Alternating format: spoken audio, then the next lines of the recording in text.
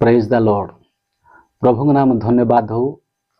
आज नूतन दिवस आम देइछंती एणु प्रभु नाम धन्यवाद हो एवं आपण मानक समस्त को मध्य मो तरफ ख्रीष्ट प्रेम नमस्कार जनाऊँ। नमस्कार। आज प्रसंग रे आमाने शिखिबा आशीर्वाद प्राप्त परिवार विषय आमाने शिखिबा। वाक्य आमाने पढ़िबा गीत सहित 128 एक पदर आमाने 6 पद पर्यंत आमाने पढ़िबा। ए वाक्य रे एपरि लेखा जाए, जो माने सदा प्रभु को भय करती और ताहांक पथरे चलती से मानकर प्रत्येक लोक धन्य, कारण तुम्भे आपना हस्तकृत परिश्रम फल भोजन करिबो। तुम्भे सुखी हेबो, तुम्बर मंगल हेबो, तुम्भर भार्या तुम्बर गृहर अंतपुर फलवती द्राक्षलता तुल्य हेबो। तुम्भर संतान माने तुम मेजर चारिआडे जीत वृक्षर चारा परि हेबे। देख, सदा प्रभु भय करिबा लोक एही प्रकार आशीर्वाद प्राप्त हेबो। सदा प्रभु सियनरु तुमको आशीर्वाद करिबे, आउ तुम्भे जाबजीवन जेरुसालेमर मंगल देखिबो। हाँ, तुम्भे आपना संतानगणर संतान देखिबो। इस्राएल उपरे शांति बर्तु।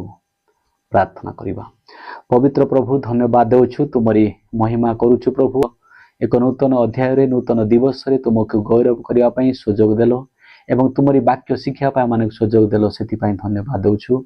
ए वाक्य द्वारा प्रत्येक को आशीर्वाद करो, आम हृदय चक्षु खोली दियो एवं मो मुख को तुम्हें व्यवहार करो एवं जो माने तुमरी वाक्य शुणुछंदी प्रभु प्रत्येक को आशीर्वाद करो। ए सकल गौरव तुमको दे यीशु को नाम रे मागुछु, आमेन।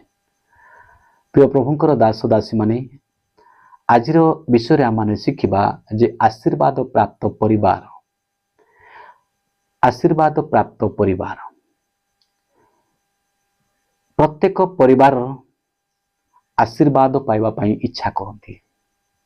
केही केबे अभिशाप पाइबा पई, दुखरे रहिबा पई, कष्टरे रहिबा पई, अशांति रहिबा पई के इच्छा करिवो नाही। किंतु आमने समस्ते आशीर्वाद पाइबा पई आमने आशा रही, विश्वास रही। आमने समस्ते आशीर्वाद पाइबा एवं एवं मध्य आमानक इच्छा रही। आमने जेते पर्यंत आमने प्रभु को नाम रे विश्वास करि अछु, दिन आमने समस्ते स्वर्ग को जीवा एवं स्वर्ग राज्य अधिकार करबा प्रत्येक विश्वास रही। आमने समस्ते आशीर्वाद प्राप्त हेबा एवं तांको राज्य अधिकार करबा एई विश्वास नै आमने प्रत्येक लोक ए जीवन रे आमने यापन करछु, जीवन रे आमे बंचिछु। कई बेले चाहिबो नहीं जे आपण परिवार अशांति रहू, दुख रहू, अभाव रहू, दरिद्र रे रहू, केबे कार इच्छा नहे। कई स्वामी केबे चाहिबो नहीं निज स्त्री दुख रे रहू बोली, कि निजर स्त्री चाकरी केबे हेले विपद रे पड़ू। एबरी केबे चाहिबो नहीं निज स्वामी रोग रे पड़ू, दुख रे पड़ू, समस्या रे एवं तार चाकरी प्रति विपद आसु केबे चाहिबे। एवं स्वामी स्त्री मध्य से माने केबे चाहिबे नाही जे निज संतान संतति माने दुख रे रुहंतु एवं से मानकर भविष्यत अंधकार हो, यह किए इच्छा करते नहीं। सेथि पई सेही परि मध्य आमानक परमेश्वर की इच्छा रही। परमेश्वर मध्य से चाहुचंती प्रत्येक आम संतान संतति आशीर्वादर अंशी हुअंतु, ए विषय आमानक पिता चाहुचंती। सेथि पई प्रत्येक लोक आमाने आशीर्वादर अंशी हेबा पई आमाने कोन करबा खबो। आमाने सब विषय रे आशीर्वाद पाई परिबा। आमानक संतान आशीर्वाद पाइबे, आमानकर गृहपालित पशु पक्षी आशीर्वाद पाइबे, आमानक स्वामी स्त्री भाव में आमने आशीर्वाद पाइबा एवं आमानकर समस्त हस्तकृत परिश्रम फल आमने पाई परिबा। सबु परमेश्वर आशीर्वाद करिबा पई से अपेक्षा रछन। आमने समस्ते आशीर्वाद पाइबा। किंतु अनेक लोक आमने कहूछु जे परमेश्वर आमानक आशीर्वाद करूना। आमने एते परिश्रम करूछु, एते आमने चेष्टा कले भी परमेश्वर आमानक प्रार्थना शुणुना। आमने अनेक लोक कहूछु एवं परमेश्वर को आमने निंदा करूछु। नाई प्रिय माने, आमे परमेश्वर को निंदा करिबा विषय आमने चिंता करिबा नाही। कारण परमेश्वर को आशीर्वाद अभाव नाही। आपण को देले आउ अन्य जन को पहुंचीबो नाही, कि अन्य जन को देले आपण को पहुंचीबो ना, एपरि नाही। तांको पाखरे आशीर्वाद संपूर्ण प्रचुर भाव में अछि। से आपण को आमान को आशीर्वाद करि पारिबे। किंतु केते क्षेत्र रे आमान आशीर्वाद पाइबा समय आमन अभिशप्त हो जाउछु। आमानकर कोन एमती भूल रहउछि। सब बेले तामाने प्रार्थना करूचु, चर्च को जाऊचु, बाइबल पढ़ुचु, उपवास प्रार्थना रे मध्य अंश होचु, गीत गान करूचु, नाचुचु मध्य वर्शिप करूचु एवं एते धर्म कर्म साधन भी कलु, तथापि आमानक जीवन सब बेले सुखमय रही पारु नाही। कौन भूल रोची? आमाने आशीर्वाद पाई पारुनु। प्रथमतः आमाने प्रभुंको लोक भावरे चर्च जाऊचु, समस्त धर्म कर्म साधन करूचु, प्रथम विषय आमानकर किछि त्रुटि रहउची। ए वाक्य आमाने पढ़िबा, जो माने सदा प्रभु को भय करती और ताहांको पथरे चलती से माने प्रत्येक लोक धन्य। ए वाक्य रे परमेश्वर धन्य बोली कहउछंती, आशीर्वाद पाइबो बोली कहउछंती। से आशीर्वाद करिबा पई प्रस्तुत अछंती। किंतु प्रथम विषय परमेश्वर को भय करिबा, द्वितीय विषय ताहांको पथरे चलिबा। आमाने निश्चय धर्म कर्म साधन करूछु, किंतु अधर्म कार्य भी करूछु। प्रथम विषय मु जाने जने माँ दिन को 3 घंटा से प्रार्थना करती। तांकर प्रार्थना एते एते उच्च स्वर प्रार्थना करती, एते रोदन सहित प्रार्थना करती। किंतु जेतेले उज्जवल हुए दिवस आसे से समय निज साही पड़िशा सहित झगड़ा करती, निज परिवार सहित झगड़ा करती, मंडली लोक सहित झगड़ा करती। से भावुंट जे मु परमेश्वर को खुशी करदेवी, मनुष्य सहित मु जुक्ति तर्क कले किसी क्षति हम ना। नाई माँ माने बापा माने आमाने समाज रे मंडली मध्य मध्य परमेश्वर को जीवन आम पाखरे देखा जिबा दरकार। द्वितीय विषय धर्म कर्म साधन कले मध्य व्यक्तिगत जीवन रे आमानको जीवन को असुचि करूछु।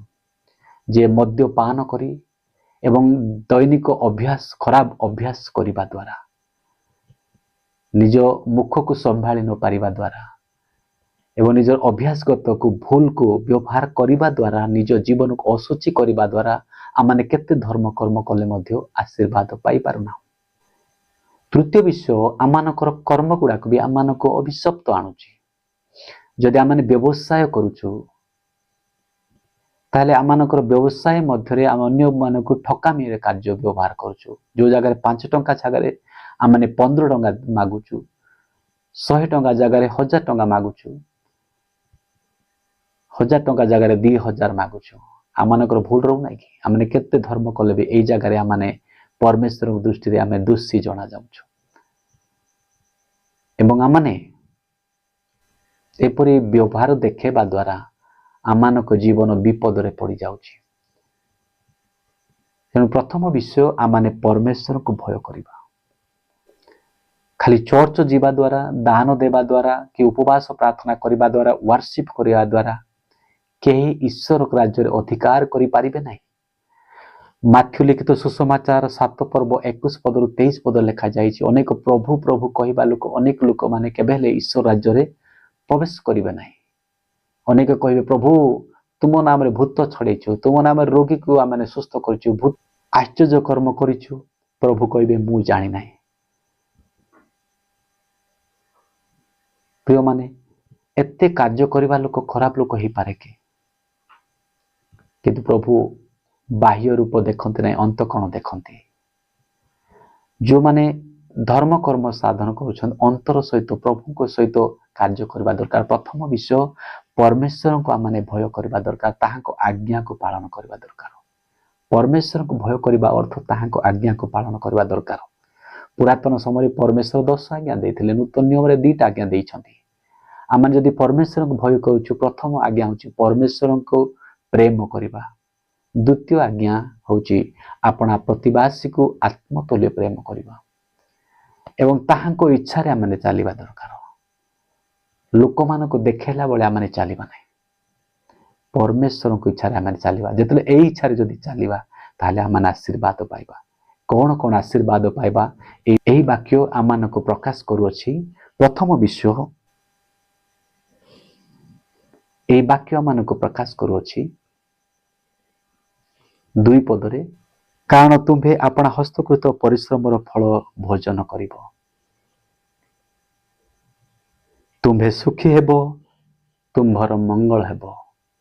ପ୍ରିୟ ପ୍ରଭୁଙ୍କ ଦାସ ଦାସୀ ମାନେ, ଆମେ ଯଦି ପରମେଶ୍ୱରଙ୍କୁ ଭୟ କରୁଛୁ, ତାହାଙ୍କ ପଥରେ ଚାଲୁଛୁ, ତାହେଲେ ପ୍ରଥମ ଆଶୀର୍ବାଦ କ'ଣ ହେବ? ଆମେ ଯେଉଁ କାର୍ଯ୍ୟ ଆମେ କରିବା ସେଇ କାର୍ଯ୍ୟରେ ସେଇ କାର୍ଯ୍ୟର ଫଳ ଆମେ ଭୋଜନ କରିବା। ଦ୍ୱିତୀୟ ବିବରଣୀ 28 ପର୍ବ 8 ପଦରେ ଆମମାନଙ୍କୁ ଏପରି କୁହାଯାଇଛି, ଯେଉଁମାନେ ପରମେଶ୍ୱରଙ୍କ ଇଚ୍ଛାରେ ଚାଲନ୍ତି ଏବଂ ତାହାଙ୍କର ଆଜ୍ଞାକୁ ପାଳନ କରନ୍ତି, ସେମାନେ ଯେଉଁ ସ୍ଥାନରେ ହସ୍ତ ଦେବେ ସେହି ଜାଗା ଆଶୀର୍ବାଦ ବିଷୟ ହେବ। ଆପଣ ଯଦି ବ୍ୟବସାୟରେ ହସ୍ତ ଦେଉଛନ୍ତି, ତାହେଲେ ବ୍ୟବସାୟରେ ଆପଣ ସଫଳ ହେଇପାରିବେ। ଚାକିରୀ କ୍ଷେତ୍ରରେ ହସ୍ତ ଦେଉଛନ୍ତି, ଚାକିରୀ କ୍ଷେତ୍ରରେ ମଧ୍ୟ ଆପଣ ସଫଳ ହେଇପାରିବେ। ଆପଣ ପରିଶ୍ରମ କରୁଛନ୍ତି, ଯେକୌଣସି କାର୍ଯ୍ୟ କ୍ଷେତ୍ରରେ ଆପଣ ଚାଷବାସରେ ମଧ୍ୟ ଯଦି ହସ୍ତ ଦେଉଛନ୍ତି, ସେଇ ଜାଗାରେ ମଧ୍ୟ ଆପଣ ସଫଳ ହେଇପାରିବେ। ଏଣୁ ପ୍ରିୟମାନେ, ଯଦି ଆମେ ଯେକୌଣସି କାର୍ଯ୍ୟରେ ଯେ ହସ୍ତ ଦେଉଛୁ, ଆଶୀର୍ବାଦ ପାଉ ଯଦି ଚାହୁଁଛୁ, ତାହେଲେ ପରମେଶ୍ୱରଙ୍କୁ ଭୟ କରିବା ଏବଂ ତାହାଙ୍କ ପଥରେ ଆମେ ଚାଲିବା। ଦ୍ୱିତୀୟ ଆଶୀର୍ବାଦ କ'ଣ?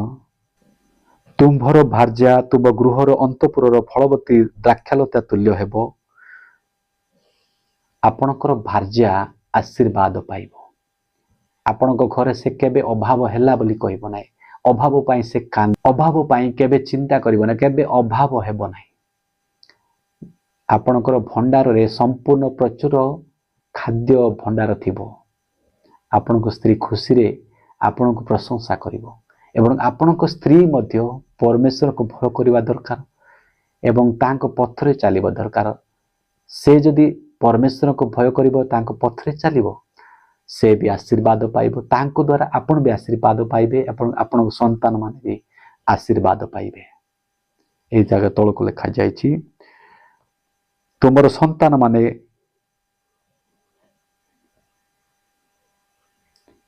ତୁମ ମେଜ ଚାରିଆଡ଼େ ଜିତ ବୃକ୍ଷ ଚାରା ପରି ହେବେ, ସୁସ୍ଥ ରହିବେ, ସଫଳ ହେବେ। ଯେଉଁ ଜାଗାକୁ ଯିବେ ଆପଣଙ୍କ ସନ୍ତାନ ମାନେ ବି ସଫଳ ହେବେ। ଆପଣଙ୍କ ଘରେ ଥିଲେ ବି ସେମାନେ ଖୁସିରେ ରହିବେ, ବିଦେଶକୁ ଗଲେ ମଧ୍ୟ ଖୁସିରେ ରହିବେ ଏବଂ ଯେଉଁ କାର୍ଯ୍ୟରେ ସେମାନେ ଅଂଶୀ ହେବେ, ସେମାନେ ଜିତ ବୃକ୍ଷର ଚାରା ପରି ସେମାନେ ବର୍ଦ୍ଧିଷ୍ଣୁ ହେବେ, ସୁସ୍ଥ ରହିବେ ଏବଂ ସଫଳ ହେଇପାରିବେ।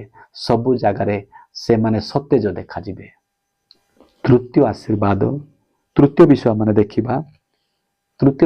ଦେଖିବା 5 ପଦରେ, ସଦାପ୍ରଭୁ ସିଓନରୁ ତୁମକୁ ଆଶୀର୍ବାଦ କରିବେ ଆଉ ତୁମେ ଯାବଜୀବନ ଜେରୁସାଲେମର ମଙ୍ଗଳ ଦେଖିବ। ମଙ୍ଗଳ ତାର ଅର୍ଥ ଶାନ୍ତି। ତୁମ ପରିବାର ଶାନ୍ତି ରହିବ, ପିଲାମାନେ ଶାନ୍ତି ରହିବେ, ନିଜ ସ୍ତ୍ରୀ ଶାନ୍ତି ରହିବ, ସ୍ୱାମୀ ଶାନ୍ତି ରହିବେ, ପରସ୍ପର ମଧ୍ୟରେ ଶାନ୍ତି ରହିବ। ଯେଉଁ ଜାଗାରେ ଶାନ୍ତି ଅଛି, ସେ ଜାଗାରେ ପରମେଶ୍ୱର ରହିବେ। ଯେଉଁ ଜାଗାରେ ଶାନ୍ତି ଅଛି, ସେ ଜାଗାରେ ପରମେଶ୍ୱରଙ୍କ ଆଶୀର୍ବାଦ ରହିଛି। ସେଥିପାଇଁ ସେହି ଆଶୀର୍ବାଦ ମଧ୍ୟ ଆମେ ପାଇପାରିବା। ଚତୁର୍ଥ କ'ଣ ଆଶୀର୍ବାଦ ରହିଛି? ତୁମ୍ଭେ ଆପଣା ସନ୍ତାନଗଣର ସନ୍ତାନ ଦେଖିବ। ତାର ଅର୍ଥ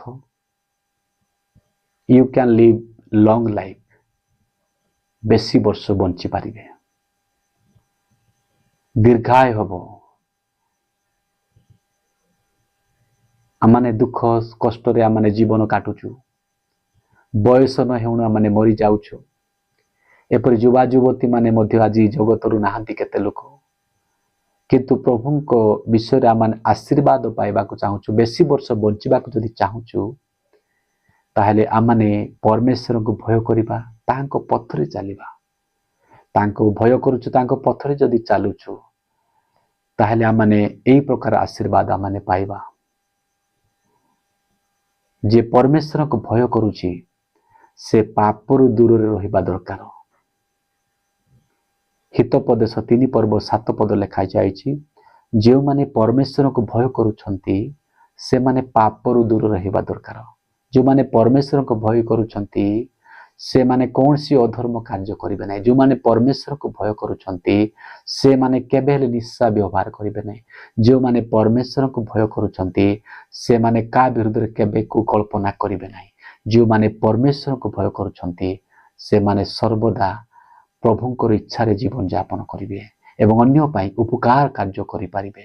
ଯଦି ଆମେ ଆଶୀର୍ବାଦ ପାଉ, कि आम पिलाମାନେ आशीर्वाद पातु कि आम गृहपालित पशु पक्षी कि आम समस्त व्यवसाय क्षेत्र में चाष क्षेत्र में जदि आशीर्वाद पाऊ जदि चाहूचु ताले आम परमेश्वर को भय करू एवं ताहांको पथरे चालू ताहांको भय करिबा एवं ताहांको पथरे चलिबा द्वारा आमने निजर हस्तकृत परिश्रमर फल भोजन करि परिबा आमानक स्त्री आशीर्वाद पाइबे आमानक पिलाମାନେ आशीर्वाद पाई परिबे एवं आमानकर गृहरे शांति आसीबो एवं आमाने बहु वर्ष बंची परिबा ए विषय जदि आशीर्वाद जदि चाहुछंती ताहले परमेश्वर को भय करंतु एवं ताहांको पथरे चलंतु ताहले आमानक परिवार शांति परिवार हे पारिबो आमानक परिवार आशीर्वाद परिवार हबो आमानक परिवार द्वारा अन्य लोक माने आशीर्वाद पाइबे आम जदि आशीर्वाद पाइबा चाहूचु ताले प्रथम विषय परमेश्वर को भय करिबा ताहांको पथरे आमाने चलिबा ताले आमने जगत मध्यरे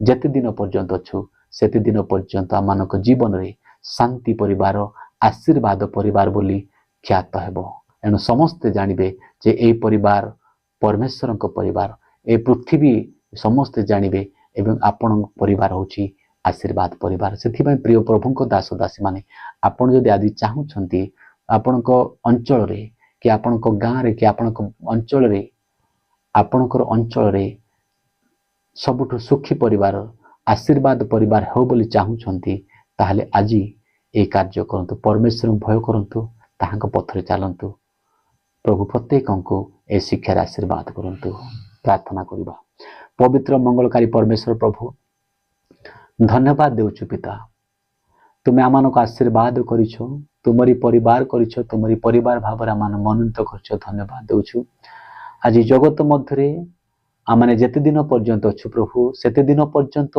आमानक परिवार आशीर्वाद परिवार बोली ख्यात हो प्रभु आमाने प्रभु आपण को भय करिवु एवं आपण को पथरे चलिबु प्रभु से पर आमानक सहाय्य कर आसीबा परीक्षा प्रलोभन आमानक मुक्त कर तुम निमंते आमानक व्यवहार कर सकल गौरव तुमको दे यीशु को नाम रे मागुछु आमेन।